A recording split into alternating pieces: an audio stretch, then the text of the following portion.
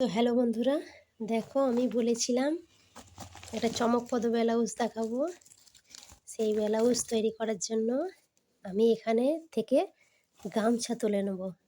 তো কোন গামছাটা নেব দেখি। আমি তৈরি করব গামছার ব্লাউজ। তো কোনটা ভালো হবে দেখি। তো বন্ধুরা দেখো, এইটা মনে হচ্ছে ভালো হবে। এই যে আমাদের তো প্রচুর গামছা পায়, এই বস্তার মধ্যে গামছাগুলো সব আছে। দেখো এই যে এক বস্তা গামছা, তার মধ্যে একটা তুলে নিলাম। এটা দিয়েই আমি তৈরি করে নেব গামছার ব্লাউজ। তারপর কি কি করা যায় দেখি, তো দেখতে থাকো। তো আমি সেই গামছাটি এরপর কেটে নিচ্ছি। দেখো আমি এই অংশটা কেটে নিচ্ছি এখন। তো এই গামছার টুকরোগুলি আমি কেটে নিয়েছি। তারপর দেখো আমার বরেরই সাদা পাঞ্জাবি, একটা পুজো করা পাঞ্জাবি কাটা হয়েছিল, সেলাইও সেটাও করেছিলাম। তার থেকে খানিকটা পিস নিয়ে নিয়েছিলাম। তারপর হয়ে গেল সেই নতুন ধরনের ট্রেন্ডিং ব্লাউজ, যেটা গামছার ব্লাউজ এখন যেটা চলছে। তাই আমারও ইচ্ছে হলো এই ধরনের ব্লাউজ করে বন্ধুদের দেখাই, তাই জন্য এটা দেখাচ্ছি।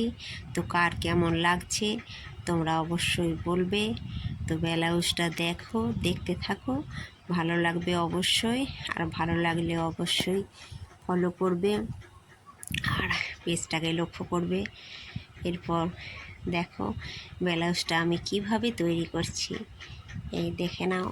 তবে খুব ভারী ধরনের ডিজাইন করিনি, হালকা থেকে মাঝারি ধরনের করেছি। এই দেখো পিঠের অংশটা, পিঠের নিচ দিকটা আমি গামছার পাড়টা দিয়েছি, আর মাঝখানে একটু সরু মতন ডিজাইন করে নিয়েছি।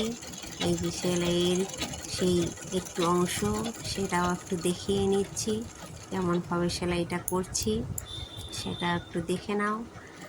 আর তৈরি করা ব্লাউজটা তো দেখাবই, তার সাথে আরও আমি গামছার যে হারগুলো করেছি সেইগুলো দেখাবো। এখন এটা দেখো সেলাইটা হচ্ছে, এই দেখো ডিজাইনটা কেমন হয়েছে অবশ্যই বলবে। আর পিঠটা আমি চৌকো পিঠ করে নিয়েছি। এই দেখো ব্লাউজটা একটু মিলে করে দেখাচ্ছি, কেমন লাগছে অবশ্যই বলো।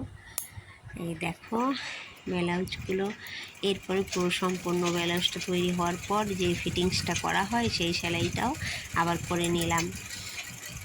যে আস্তে আস্তে করে আমি বেশিরভাগ সময়টায় রাত্রের বেলায় সেলাই করি, তো তাই রাতের দিকে লাইটের আলোয় আমাকে করতে হয়, আর দিনের বেলায় সময়টা বেশি পাই না, তাই জন্য রাত্রের দিকটাই বেছে নিয়েছি।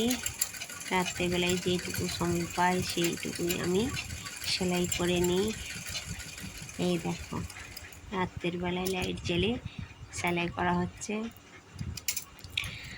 আর সেলাই করতে করতে একবার করে থেমেও যেতে হচ্ছে, কারণ সব সময় তো আর ভিডিওটা করতে পারছি না।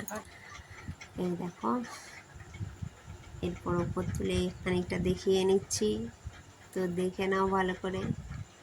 এই দেখো, আর এদিকে পিঠে চৌকো পিঠটা করেছি, তাই জন্য সুন্দর একটি লটকনও দিয়ে দিয়েছি।